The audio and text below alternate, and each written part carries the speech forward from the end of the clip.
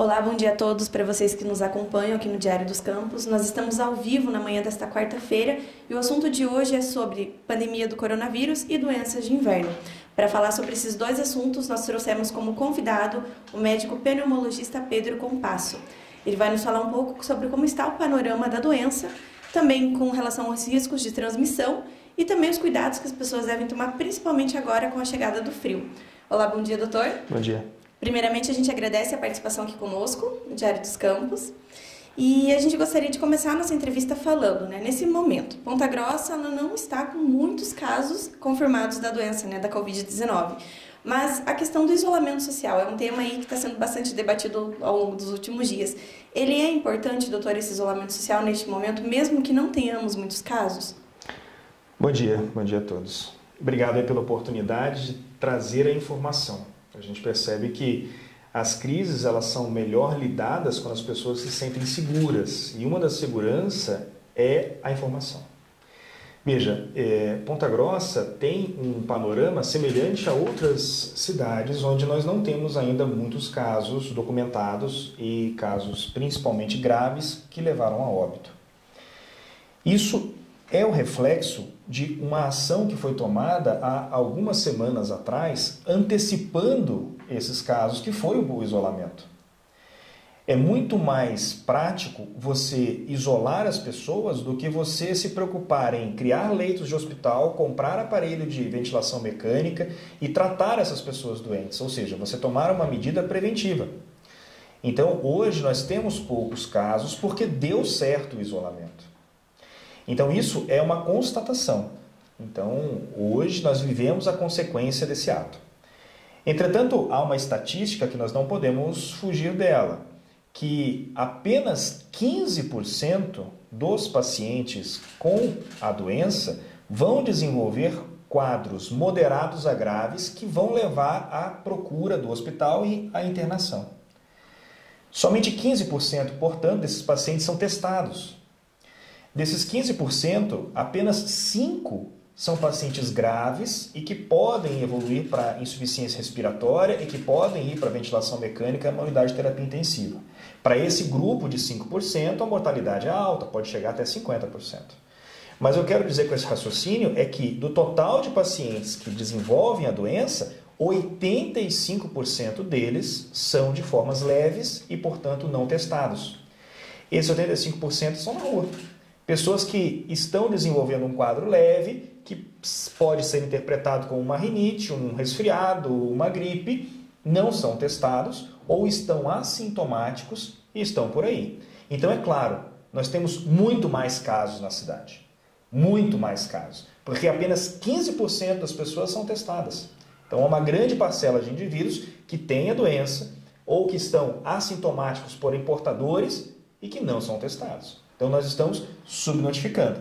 Mas, em relação ao isolamento, é a medida que diminui o tráfego de pessoas, diminui essa circulação de indivíduos diminui e, portanto, a contaminação diminui. Se você tem menos pessoas se contactando, você tem menos pessoas infectadas e, obviamente, você não vai fazer com que o sistema de saúde sofra um caos. Porque os leitos, as vagas, elas são fixas. Então, nós temos os pacientes que têm infarto, que têm derrame, que são vítimas de trauma, que têm outras doenças que vão precisar dessas vagas. Essas vagas já estavam ocupadas antes. A importância do isolamento, ela não é apenas para o doente da Covid-19. A importância do isolamento é para evitar que nós tenhamos casos graves que venham a concorrer pelos leitos que já são leitos historicamente ocupados por outros pacientes. Nós não tenhamos que decidir entre que paciente vai ser internado, que paciente vai ocupar esse leito.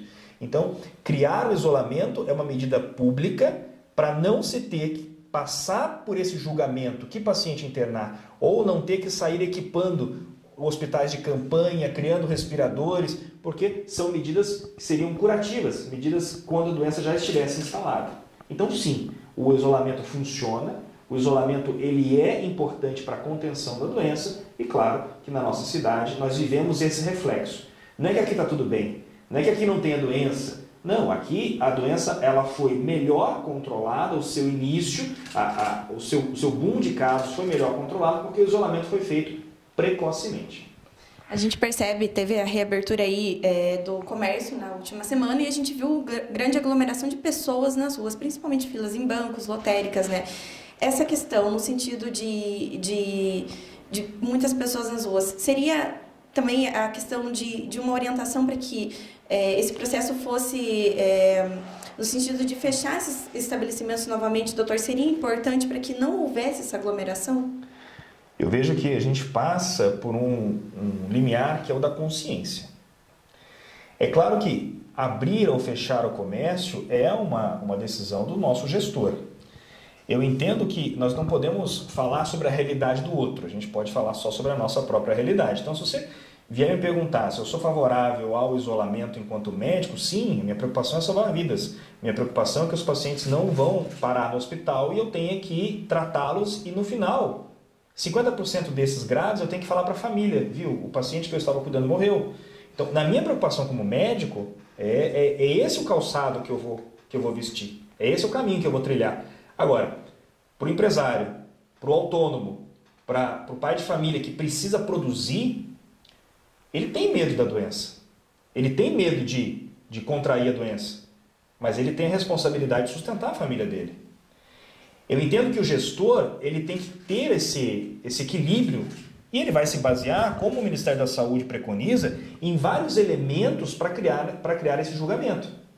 Quantidade de leitos disponíveis, quantidade de casos, o perfil epidemiológico da cidade, o perfil demográfico, como que é o meio de transporte, como que é a aglomeração, há setores que aglomeram mais, setores que aglomeram menos. Então, há uma série de estudos epidemiológicos e técnicos que vão embasar essa decisão.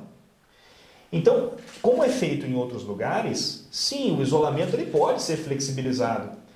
Até diria que por sobrevivência de vários setores, para evitar que depois de uma crise na saúde nós tivéssemos uma crise e uma recessão econômica tão grave, onde as pessoas, em vez de morrer da doença, morreriam falidas ou morreriam de fome, então o isolamento ele deve ser flexibilizado, ao meu ver. O que não pode ser flexibilizado é a consciência das pessoas, é o respeito. As pessoas elas entendem essas duas informações. Nós temos bem poucos casos aqui, não morreu ninguém aqui, o nosso prefeito liberou que parte do comércio funcionasse, então vamos todo mundo para a rua. E aí as pessoas flexibilizam essa consciência, isso que é errado. O pai de família cuidar do sustento não é errado. O prefeito, ou o gestor, ou o governador, entender que criar uma flexibilidade no isolamento, permitir que haja uma alternância de serviços, é uma forma que, com embasamento técnico, foi criada para poder os setores continuarem funcionando. Só que as pessoas pegam isso, mais a quantidade de casos na região e entendem que está tudo bem. E daí elas perdem a consciência, perdem o respeito pelo seu semelhante. Porque a grande maioria dessas pessoas que está na rua, que aglomera no mercado, que aglomera na lotérica, que aglomera no comércio, que não usa máscara, que faz fila um grudado no outro, essas pessoas não têm respeito com aqueles que estão em casa com medo e sabendo que são um grupo de risco. Porque essas pessoas podem ser vetores. Então, o que me preocupa muito não é flexibilizar o isolamento, é as pessoas flexibilizarem a sua consciência. As pessoas perderem o respeito de cuidar do próximo. É isso que é o triste e é o que eu lamento profundamente. Talvez, sabendo que as pessoas não têm essa consciência, o gestor vai ter que atender a alguma solicitação judicial ou da sua própria organização, da sua gestão, e vai ter que voltar a fechar os comércios. E isso não porque a doença está fazendo com que isso seja necessário, porque as pessoas não estão tendo consciência de aproveitar essa situação e não estão fazendo como deve ser feito. E, doutor, assim, a previsão de pico da doença em Ponta Grossa, né? A gente percebe que com essa aglomeração e tudo mais, pode ser que aumentem os riscos aí de contaminação. Essa questão do pico da doença em Ponta Grossa, a gente consegue levar em consideração quando que vai acontecer? Essa é uma pergunta que ela vai acontecer em todos os nichos epidemiológicos, né? Então, a gente já viu, né, várias previsões no mundo, no Brasil e em vários estados. Algumas se configuraram e outras furaram severamente. Veja, é muito difícil você estabelecer o pico da doença se você não tem teste para todo mundo. Se você só faz teste em paciente internado e grave, você já está hoje subnotificando. Então, a curva que nós fazemos hoje é baseada nos pacientes confirmados, mas é um número que não representa a verdade. Nós vamos ter muito mais casos do que efetivamente nós estamos contando. Então, talvez a nossa curva já esteja em ascendente há muito mais tempo.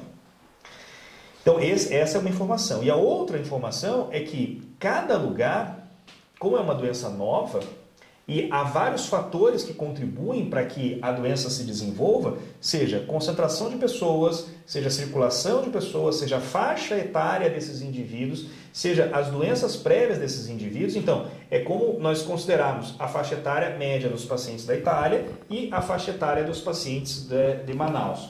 A qualidade imunológica dos pacientes de São Paulo e a qualidade imunológica dos pacientes do Rio Grande do Sul. Então, não tem como a gente comparar. Então, cada lugar vai ter uma curva epidemiológica dessa doença, isso é um fato. Porém, a previsão nós não podemos fazer, porque nós não temos um histórico dessa doença. Se você me perguntasse de uma outra doença que nós já vivemos no passado, onde nós já conhecemos quantas pessoas que contraíram e que criaram imunidade, quantas pessoas são vacinadas dessa doença, essa doença é uma doença sazonal, que ela vai acontecer no inverno, vai acontecer no verão, vai acontecer... Enfim, se nós soubéssemos mais dados, sim, nossos estatísticos poderiam, baseado em ciência, projetar o pico dessa situação. Mas não. Então, o que nós temos apenas são medidas de alerta. Nós sabemos que agora que se flexibiliza o isolamento, as pessoas vão voltar a se comunicar. Então, os casos vão aumentar. E outros fatores. Então, o inverno vai aumentar a circulação de vírus respiratórios. E aí, se a população inteira não estiver vacinada, como é que a gente vai separar o joio do trigo numa situação inicial? Quem é Covid e quem é gripe sazonal? Então, sim, os casos eles estão aumentando. No Brasil, por exemplo, há poucos dias nós batemos a marca de 1.000 óbitos. Em 3 dias chegamos em 1.500. Então é claro que a quantidade de casos de óbitos está aumentando dia a dia, claro. Mas esse pico não há como prever, porque há fatores epidemiológicos de cada região que tornam isso impossível de fazer. Ou seja, vai ser retrospectivo. Cada lugar vai viver a sua realidade e daqui a alguns meses nós vamos falar. Esse foi o pico. A curva da doença em Ponta Grossa foi essa. Mas não há nenhuma pessoa capaz de definir como vai ser. Mas sim, depois de algum tempo, se Deus quiser passado por isso, nós vamos poder dizer como foi a doença em Ponta Grossa. Mas prever o pico, infelizmente, não é possível por esses fatores que eu te falei. O senhor comentou no início da entrevista com relação aos casos assintomáticos.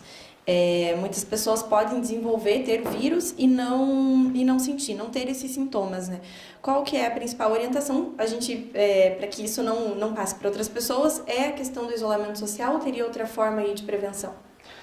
Bom, se você puder ficar em isolamento social, ótimo. É uma forma altamente eficiente. O isolamento social significa não só não sair de casa, significa também as pessoas que te visitam, elas pisem num paninho com água sanitária. As pessoas que venham da rua, que troquem a roupa num despejo próprio, tomem banho, usem álcool gel, lavem as mãos frequentemente. Todos esses cuidados que já foram amplamente divulgados pelos meios de comunicação. Além do isolamento social, para esses grupos de risco que podem ficar em casa, repito, há pessoas que não podem. Há pessoas que têm que sair por sobrevivência, por sustento da família, e isso tem que ser compreendido. Não há como uma pessoa que pode ficar em casa julgar uma outra que precisa sair. Então isso, a gente tem que entender que cada um calça um sapato e cada um caminha de uma forma. Então uma frase interessante que nós vimos essa semana que falava assim que nós não estamos todos no mesmo barco, nós estamos na mesma tempestade e cada um tem o seu barco. E cada um vai ter que velejar esse barco de acordo com as suas possibilidades, de acordo com as suas necessidades.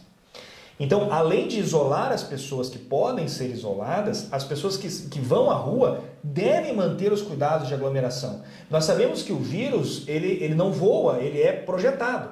Então, Então, se você está a uma distância segura de uma outra pessoa, uma distância de até 2 metros, e você está usando uma barreira mecânica, uma máscara que contém a projeção de gotículas respiratórias, da fala, do espirro, da tosse, você diminui e muito essa projeção. Então, eu uso, você usa, então eu te protejo, você me protege. Se você evita que haja a aglomeração e se você usa a máscara, você já melhora bastante a situação. Você lava a mão frequentemente. Mesmo na rua, você leva o seu álcool gel e você higieniza a sua mão frequentemente. Porque nós sabemos que esse vírus tem uma característica importante, que é a sobrevivência nas superfícies. Então, dependendo da superfície, nós estamos falando de horas ou até dias. Então, você pode pegar o vírus tomando esses cuidados em todos isso aí e, de repente, pegar ele na maçaneta, pegar ele no celular. Eu mantive o isolamento, mantive a distância das pessoas, mas, de repente, eu empurrar o carrinho de compras, porque eu tinha que fazer compras, porque eu tinha que comer, e você pegou no carrinho de compras e está ali o vírus. Então, esses cuidados são extremamente importantes. Você manter a sua higiene pessoal, o seu perfil comportamental e, principalmente, você considerar todas as pessoas potencialmente suspeitas. Então eu não preciso me cuidar só quando eu tiver sintomas respiratórios. Não, você foi na rua, você pode ser um vetor. Há um período de incubação onde o vírus não está manifestado e que ele já pode ser transmitido. Ou há pessoas que têm um perfil imunológico melhor e que não desenvolvem os sintomas clássicos e também podem projetar nas gotículas respiratórias o vírus. Então, as pessoas devem ter a consciência, volto a dizer. Essa palavra é muito importante porque eu cuidando de mim, cuido do meu semelhante, cuidamos cada um uns dos outros e a situação melhora. Então, o isolamento sim é efetivo, mas ele não é a única medida. A consciência pessoal, você usar a máscara, você evitar a aglomeração, você sair somente se necessário. Se você é um trabalhador que precisa desenvolver o seu ofício por sustento, que o faça, mas tome essas medidas de controle e de segurança por você e pela sua família. Doutor, agora para a gente falar um pouco sobre o uso da cloroquina, né? É um tema também que tem sido bastante debatido aí, e esse medicamento ele tem sido utilizado principalmente por pacientes que não apresentam sintomas graves, né? Que estão com quadro até de leve a moderado. Qual que é a sua opinião, sua visão sobre o uso desse medicamento? Veja, existem duas análises. A primeira análise é tudo o que for possível de ser feito. Em medicina você vai dosar o risco e o benefício. No meio de uma pandemia, não é possível fazer nenhum estudo clínico com nenhum medicamento, porque você tem que ter um grupo que você testa usando o remédio, um grupo que você não testa e faz um estudo entre os dois e vê naqueles que você testou se houve benefício, se você não testou se houve ou não benefício, ou seja, se eles melhoraram tomando placebo e os que melhoraram tomando remédio. No meio de uma pandemia isso não é possível. A hidroxicloroquina, ela não é uma droga nova. Nós estamos falando de um medicamento que existe há décadas. Um medicamento que é utilizado para outras patologias, doenças reumatológicas ou a malária, por exemplo, e é um medicamento que até pouco tempo atrás era vendido sem receita. Então nós estamos falando de um remédio que nunca houve a preocupação se esse remédio iria causar efeitos colaterais ou não. E uma outra situação que tem que ficar bem definida é que se a família entende e autoriza que o ato médico de prescrever o medicamento é algo que a família dê a autorização, sim, ele pode ser feito. O que eu quero dizer com isso é que não existe fórmula secreta. Não existe uma receita de bolo que a gente sabe que vai dar certo. Porque se existisse, não estávamos construindo hospitais de campanha no Brasil inteiro. Era só usar cloroquina para todo mundo. Porém, há pessoas que mesmo se usarem cloroquina, anticoagulação, Tamiflu, ceftriaxona, azitromicina, todos os recursos que nós temos, as pessoas infelizmente vão morrer. Agora, há pessoas que têm uma reserva orgânica melhor, pessoas que têm menos comorbidades, pessoas mais jovens e, claro, o início precoce dos tratamentos também. Esses fatores fazem dessas pessoas melhor elegíveis para usar essas terapêuticas e, com certeza, terem um sucesso melhor no final. Então, a hidroxicloroquina, sim, ela deve ser considerada como uma terapêutica, apesar de sabermos que existem efeitos colaterais, apesar de não termos a comprovação para os pacientes da Covid que eles, estatisticamente, eles estão provados que vão melhorar todos com a cloroquina, não existe esse estudo, mas existe experimentações. Há lugares que já são protocolo utilizar. Experimentalmente, sim, a família autoriza e o paciente utiliza. Então, nós temos casos no Brasil cuja chancela do Ministério da Saúde já permite hospitais que já têm no seu protocolo o uso da hidroxicloroquina junto com outras terapêuticas, mesmo com os riscos, porque pode haver um benefício. Se você perguntar para um paciente hoje, enquanto ele não está doente, esse medicamento pode trazer efeitos colaterais, mas esse medicamento pode ser a diferença entre viver ou morrer. Você vai autorizar a fazer um medicamento? Quer dizer, eu desconheço um paciente que iria pensar, não, acho melhor não fazer, porque pode ser que tenha, né, efeito colateral. Não, os pacientes eles vão dizer, não, doutor, você faça o que tiver de ser feito. Essa vai ser a resposta. Então, eu entendo que há riscos, eu entendo que haverá pacientes que não vão melhorar, mesmo com a cloroquina, mas não porque a cloroquina é ineficaz, é porque o caso é muito grave, a reserva orgânica do paciente é muito ruim, mas naqueles que a cloroquina for um elemento dessa prescrição e ela colaborar com algum percentual para essa melhora, sim, eu sou favorável. No futuro, talvez, nós tenhamos um estudo muito mais completo e nós tenhamos um protocolo. Para qual paciente eu vou fazer cloroquina? Para que idade? Para quanto tempo de evolução? Para que perfil de tomografia? Para que perfil de exame de laboratório? Paciente só para os intubados, só para os graves, só para os leves? Esse estudo não existe. Tudo hoje é empírico. Porém, se há o benefício, ele deve ser estudado caso a caso. Então, essa máxima é importante. Cada caso é um caso.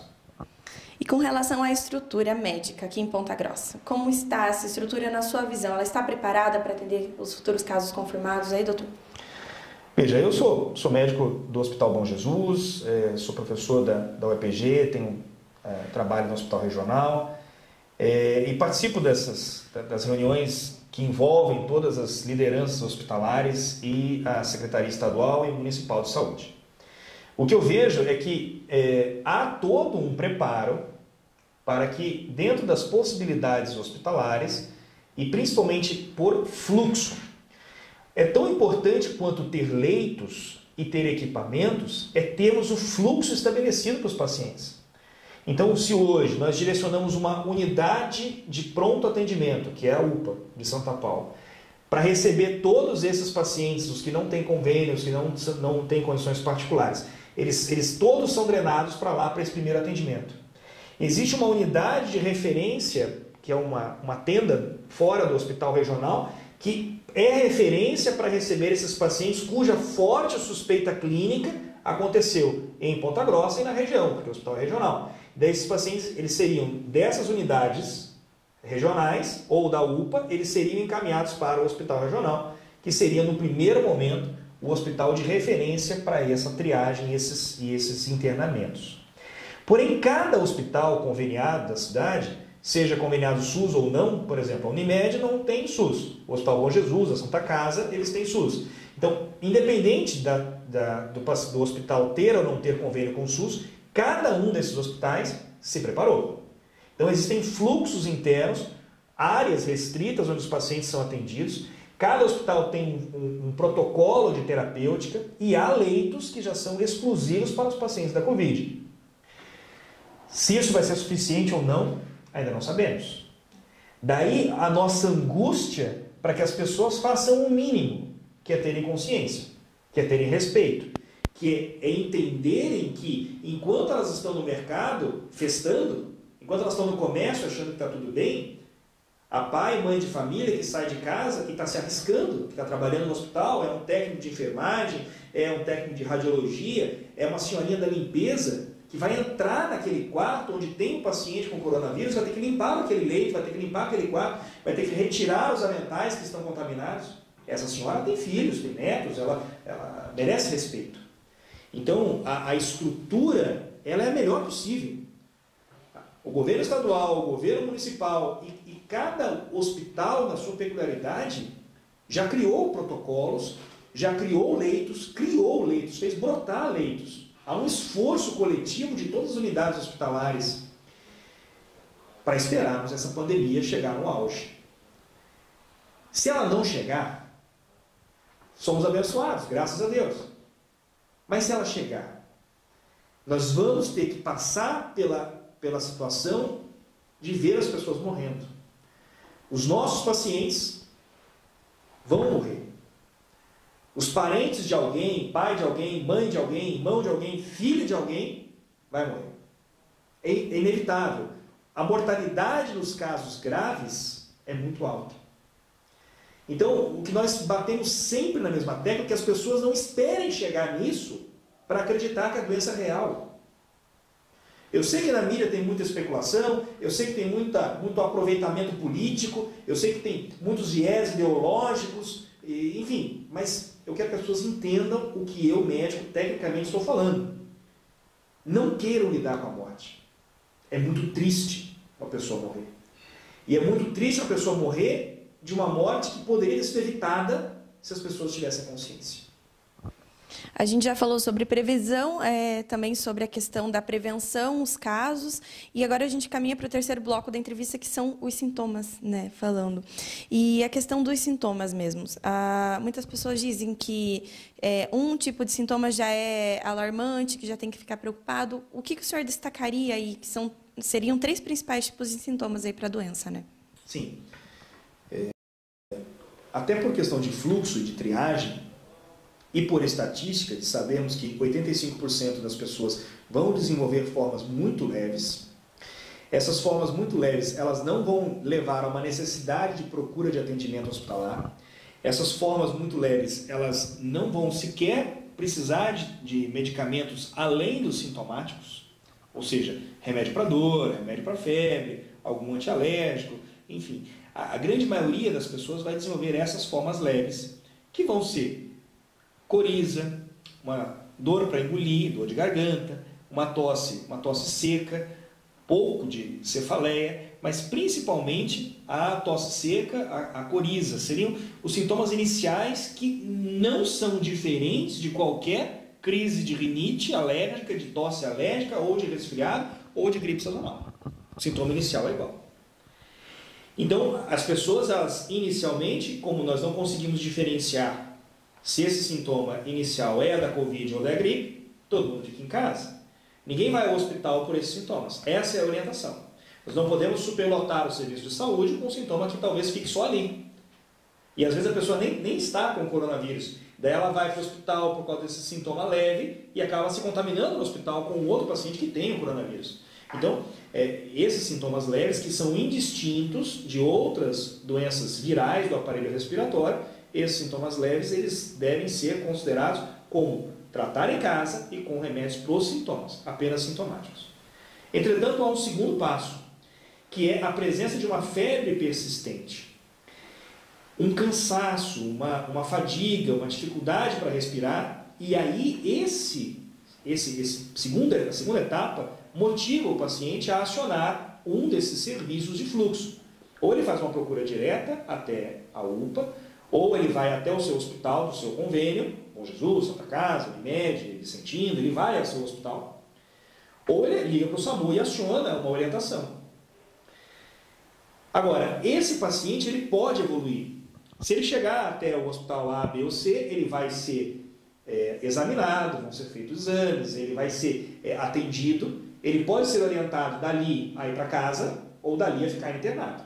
Então esse é o segundo grupo de pacientes, que representam aí as formas que nós chamamos de leves a moderadas, que desse total de 15% de pacientes que levam ao atendimento, vão representar 10 desses 15%.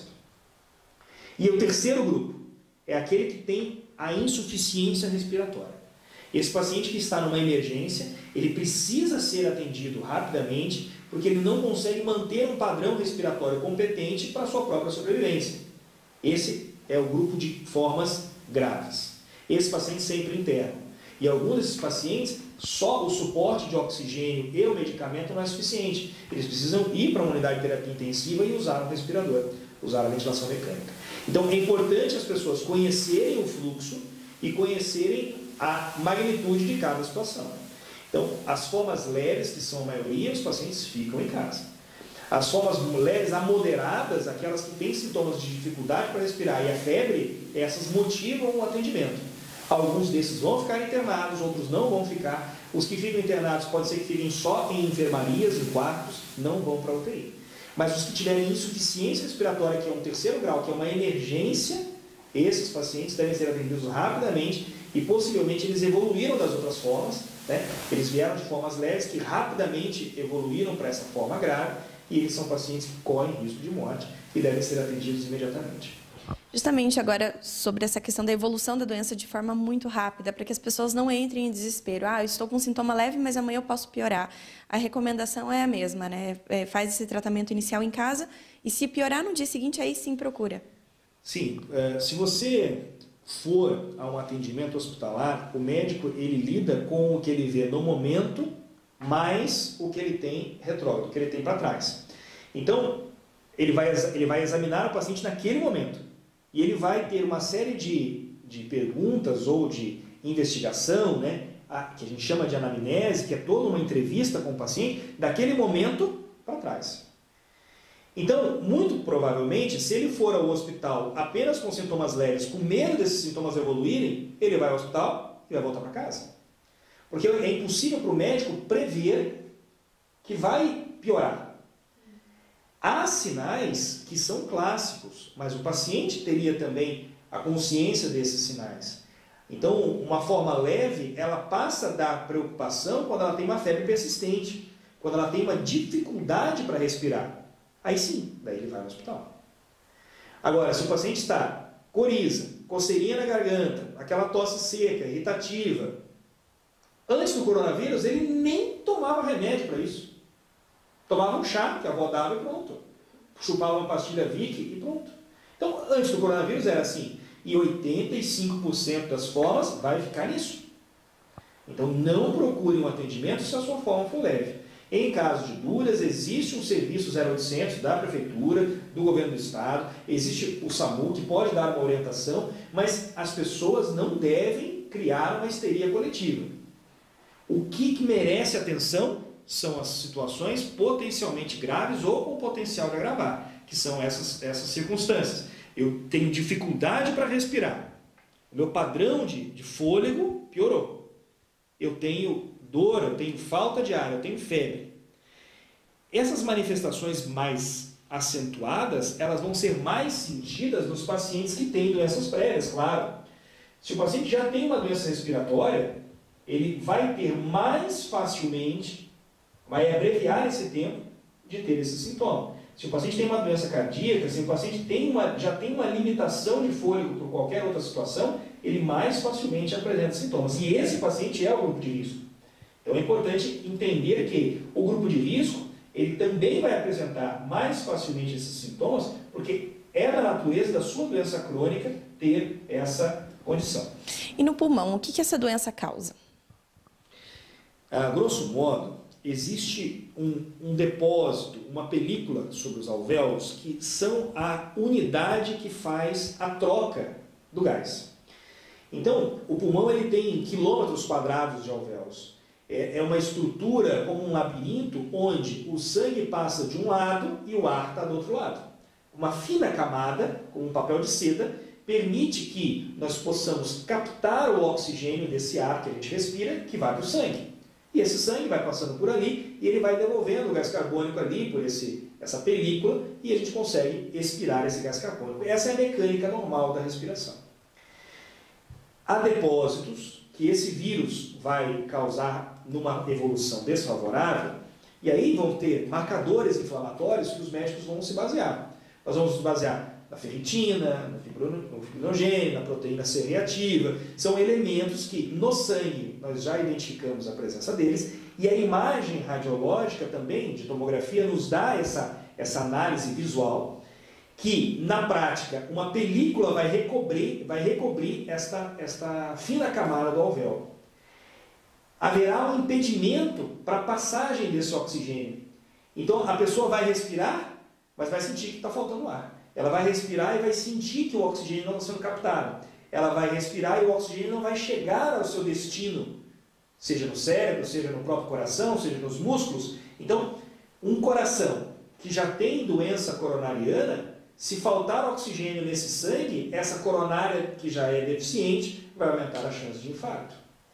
Um cérebro que já tem uma doença vascular, uma pessoa que já tem problemas de irrigação cerebral, isquemias cerebrais, mais facilmente pode sofrer um AVC por isquemia, por falta de oxigênio. Então, o pulmão ele age como um receptor desse oxigênio e um filtrador desse oxigênio. E o sangue leva e distribui para todo mundo. Só que esta camada, ela fica espessa, ela fica recoberta por como se fosse um papel por cima dela. Então, esse véu que fica por cima da película de absorção do oxigênio impede a absorção do oxigênio. E aí o desfecho é muito rápido e a evolução é desfavorável se nós não atendermos esse paciente rapidamente. Porque daí a pessoa não consegue ter o mínimo de suas funções vitais garantidas porque ela não tem oxigênio. O oxigênio é o combustível para isso.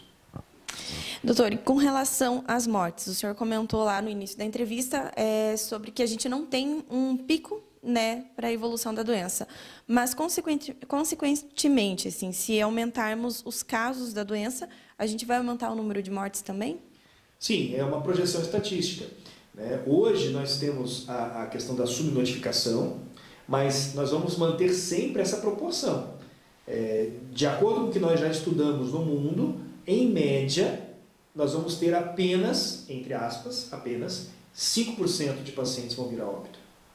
Para a família desse paciente, foi 100%. Por isso que eu falei apenas, entre aspas. Mas a gente sabe que apenas 5% do total dos pacientes que desenvolvam ou que contraiam o coronavírus, apenas 5% vai vir a óbito.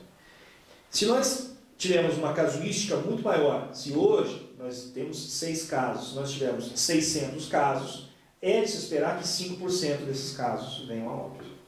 Então, a projeção ela é matemática. Isso a gente consegue fazer. A gente não consegue precisar se no dia 22 de maio a gente vai ter o pico. Não, isso não dá para fazer. Isso não dá. Mas, uma matemática clara. Se eu tiver 1000 casos, eu vou ter 5% desses 1000 casos de óbito. Isso é uma estatística bem estabelecida. Então, essa projeção é possível. Então, se o governo do Paraná estima que nós vamos ter no nosso estado 30.000 casos, é uma estatística que eles estão divulgando e estudando, nós podemos esperar que, seguindo essa média nacional e até mundial, com algumas peculiaridades de cada região, que nós vamos ter 5% de óbitos desses 30.000 casos. É muita gente. Gente mesmo. Doutor, para finalizar, agora com a chegada do frio, muitas pessoas acabam pegando gripe, resfriado, para que, a gente já falou dos sintomas, mas para reforçar, né, para que as pessoas não confundam e não achem que estão com coronavírus, né, não foram contaminados com o vírus, quais são as principais orientações, né, que não confundam doenças de inverno, gripe, resfriado, com a Covid? A questão é que o inverno, por comportamento, faz com que as pessoas se aglomerem mais por causa do frio. As pessoas andam de ônibus com janela fechada, as pessoas ficam mais juntinhas, então o inverno aumenta a comunicação interpessoal. Infelizmente, a Covid ela precisa das gotículas respiratórias ou das secreções de vias aéreas como um veículo para se projetar nas superfícies, na mão ou no outro indivíduo, que vai levar isso até as suas mucosas. Se no inverno eu tenho mais rinite, eu tenho mais líquido, eu tenho mais combustível. Se no inverno eu tenho mais resfriado, as pessoas tossem mais, as pessoas espirram mais. Então no inverno eu vou ter mais facilitadores para os casos do coronavírus. Porque as pessoas vão espirrar mais. Então elas vão projetar mais o vírus. As pessoas vão tossir mais. As pessoas vão ter mais coriza, vão ter mais secreção, por conta das enfermidades do inverno. Então nós teremos mais veículos de disseminação do coronavírus. O que nós temos que atentar é que, invariavelmente, os casos no inverno eles aumentam de todas as doenças respiratórias e de projeção de gotículas respiratórias em razão dessa concentração de casos. Então é como se nós tivéssemos um catalisador, algo que facilitasse que o coronavírus se desenvolvesse. Não é que o coronavírus vai ser apenas uma doença de inverno. Há países no mundo que estão no verão, como nós estávamos no início da doença, e que houve a projeção e a contaminação. Mas o comportamento dos indivíduos e os facilitadores, que são as pessoas com mais projeção de gotículas, seja por rinite, resfriado, gripe, vai fazer com que, ao final, nós tenhamos, no período dessa estação, mais casos do coronavírus. A orientação é a mesma. Se eu tiver com sintomas respiratórios leves, é indistinto o diagnóstico e é indistinto o tratamento. Tratamos os sintomas. Porque no inverno, meu Deus, eu agora estou com sintoma respiratório, então eu não sei se é gripe, se é resfriado, se é coronavírus, eu vou no hospital. Não vai no hospital. Você tem como ter um atendimento no 0800 da prefeitura, você tem como seguir essas orientações que nós temos, conversar com o seu próprio médico por WhatsApp, por telemedicina, ligue para ele, enfim. Você tem como ter a informação. Então, siga essa instrução. Se você tem sintomas leves, não precisa matar a curiosidade, né? Se é coronavírus, se é gripe, se é resfriado. Se tem sintomas leves, fique em casa e trate os sintomas. Redobre os cuidados de contaminação. Então, se você tem sintomas leves e puder não ir trabalhar, puder usar máscara e deve usar máscara, melhor dizendo, mas puder fazer o isolamento social, isso é importante para proteger as demais pessoas. Se os sintomas vierem a piorar negativamente, aí é um sinal de alerta, independente se está no inverno ou não. Então a orientação é a mesma. A verdade é que no inverno, invariavelmente, os casos vão aumentar. Por comportamento social e porque as enfermidades do inverno são catalisadoras. Elas aumentam a produção de secreções, espirro e tosse, e as pessoas, com isso, elas têm mais formas de catalisarem essa doença e liberarem esse vírus para outros indivíduos e para superfícies. Maravilha. Doutor, se me permite agora, ao longo da nossa entrevista, surgiram algumas perguntas aí dos nossos seguidores, se a gente puder esclarecer algumas delas. Deixa eu pegar aqui. Bom, a primeira pergunta é da Thais Camargo. Ela pergunta assim, como diferenciar a falta de ar causada pela ansiedade com o sintoma do novo coronavírus? Isso é muito difícil. Nesse caso, nós não podemos correr o risco. Se o paciente identifica falta de ar como um sintoma relevante, é algo que está trazendo um desconforto, eu não correria o risco de acreditar que essa falta de ar é só ansiedade e deixar essa pessoa em casa. Falta de ar é uma senha, é uma palavra mágica. Falta de ar significa que você precisa ser atendida. Porque daí o médico tem condições de avaliar aquela falta de ar examinando a paciente e avaliar a progressão dos últimos dias até chegar naquela falta de ar para poder responder para essa paciente. Se a sua falta de ar é ansiedade ou não, não fique em casa para esperar descobrir. A falta de ar ela é uma condição que merece atendimento e merece ser examinada e investigada. Maravilha. A Larissa também pergunta, se estamos usando máscara, a gente pode espirrar e tossir enquanto utiliza a máscara dentro dela? Sim, é mais protegido fazer isso do que tirar a máscara e espirrar e tossir sem ela, né? Então, se o objetivo da máscara é ser um filtro de barreira, enquanto a gente fala, também é um filtro de barreira enquanto a gente tosse, enquanto a gente espirra. Imagina se você for tirar a máscara para tossir e espirrar. Quer dizer, o objetivo da máscara, que é impedir a projeção dessas gotículas, vai por água abaixo, né? Você tirou a máscara, você vai tossir sem ela. Então, usar a máscara é também uma forma de proteger a projeção do espirro ou da tosse. Claro que essa máscara, se você tossiu ou espirrou, ela tem uma vida útil diminuída. A máscara funciona bem enquanto ela está seca, porque é justamente a natureza do tecido que forma a máscara, a natureza da superfície, que tem camadas de ar dentro dela que serve de impedância para a projeção das gotículas. Se você molhar essa máscara, ou seja, se você ficar o dia inteiro falando ali, ou se você tossir, ou se você espirrar, a vida útil dela diminui, porque daí você faz com que essas camadas de ar sejam preenchidas pela saliva, ou preenchidas por essas gotículas, isso diminui a vida útil, daí deve trocar a máscara. Então, se você está resfriado, você está tossindo e espirrando o dia inteiro, você tem que trocar a máscara muito mais vezes. E aí você deve, claro, enrolar a máscara, colocar no saquinho e despejar no lixo, né? Você não vai tirar essa máscara e deixar em qualquer lugar. Legal. O Walter também pergunta, a Covid ela é identificada via exame de tomografia. Como está a estrutura, né, desses aparelhos aqui na cidade? Veja, não é só o exame de tomografia, né? A tomografia é um elemento radiológico que tem uma imagem clássica que, somada à história do paciente, somada à projeção dos sintomas desse paciente nos últimos dias, nos dá esse diagnóstico fechado. A tomografia é um elemento valiosíssimo para essa análise. Hoje, os hospitais que eu citei, todos eles dispõem de um aparelho de tomografia para fazer o exame. Então, hoje a gente não vive o desespero de precisarmos de tomografia nos hospitais para fazer os diagnósticos e não termos tomografia. Todos esses hospitais que eu já citei hoje, eles têm tomografia. Então, só que a tomografia ela é um exame dinâmico. Ela vai nos dar uma imagem daquele dia. O que não quer dizer que dali 3 dias a imagem vai ser pior ou vai ser melhor. Então, como eu falei, é apenas um elemento, uma ferramenta muito poderosa, mas ela é uma análise do dia e do momento que faz. Às vezes o paciente interna, faz uma tomografia e ela tem um bom padrão. Mas clinicamente, o médico entendeu que aquele paciente precisava ficar internado por outros elementos que não a tomografia. E ele ficou internado baseado em outros elementos que o médico entendeu como importantes e dali 3 dias ele repete a tomografia e o padrão mudou completamente. Então, ela não é o único elemento. Isso é importante. As pessoas, mas poxa, se eu fui atendido, fui lá no hospital regional, fui no municipal, fui lá no Bom Jesus e não fizeram uma tomografia. Não é o único exame, o único elemento. É uma ferramenta poderosa que faz parte de um conjunto. O Aldinã também fala assim: meu pai tem câncer de pulmão e efizema e também realiza quimioterapia. Quais os principais cuidados que ele precisa tomar? O pai dessa pessoa, infelizmente, ele é um grupo super de risco. Ele tem uma doença ventilatória obstrutiva, né? Uma doença ventilatória que faz com que circule de forma muito ineficaz o ar dentro dos pulmões, que é o enfisema.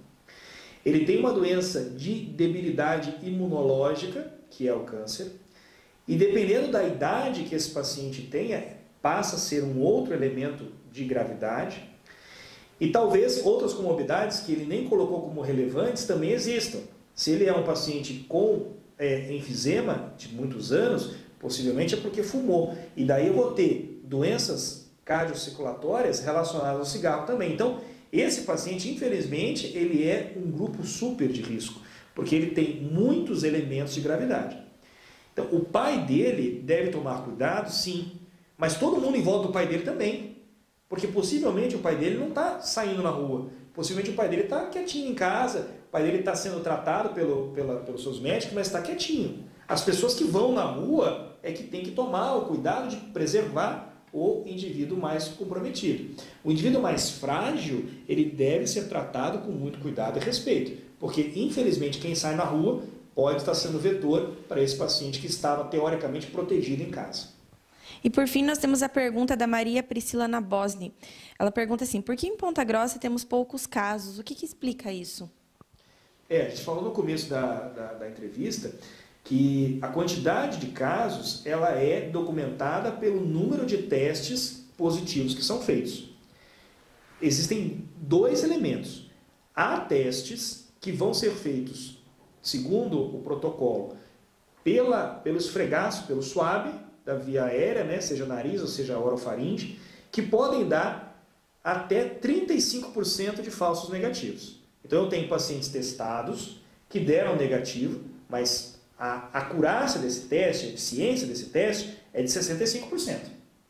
Então, o local onde é coletado pode não conter o vírus e o paciente está com o vírus. Então, nós temos X pacientes testados, porém 65% deles espera-se que dê positivo, né? Então, nós vamos ter um grupo já que testou, tem o vírus e deu negativo. E nós testamos apenas 15% do total de pacientes que têm a doença. 85% dos pacientes não são testados. Isso em Ponta Grossa ou geral, doutor? Não, essa é a recomendação do Ministério da Saúde. Hoje nós estamos começando a ter maior disponibilidade dos testes. Então hoje nós estamos viabilizando através do governo que os testes sejam adquiridos. Laboratórios particulares estão adquirindo os testes. Nós estamos aumentando a capacidade de testagem. Mas enquanto os testes ainda estão restritos, só são testados 15% dos indivíduos. Apenas aqueles que são as formas que a gente falou de moderadas a grave, que vão no hospital e que internam. Quem vai no hospital e é triado e vai para casa? Quem nem chega aí no hospital e está com a forma leve em casa, esse paciente não é testado. Então nós temos 6 casos positivos, mas às vezes nós tivemos pacientes testados que deram negativos, mas que tinham a doença. Então, por exemplo, não são 6, por exemplo, seriam 10 em vez de 6. E esses 10 pacientes, eles representam apenas 15% do total de pacientes que estatisticamente são positivos. Só que esses outros não são testados. Doutora, a gente agradece mais uma vez a participação aqui conosco no Diário dos Campos, estamos sempre à disposição e as nossas lives continuam aí ao longo dos próximos dias, não deixe de acompanhar. A todos um ótimo dia.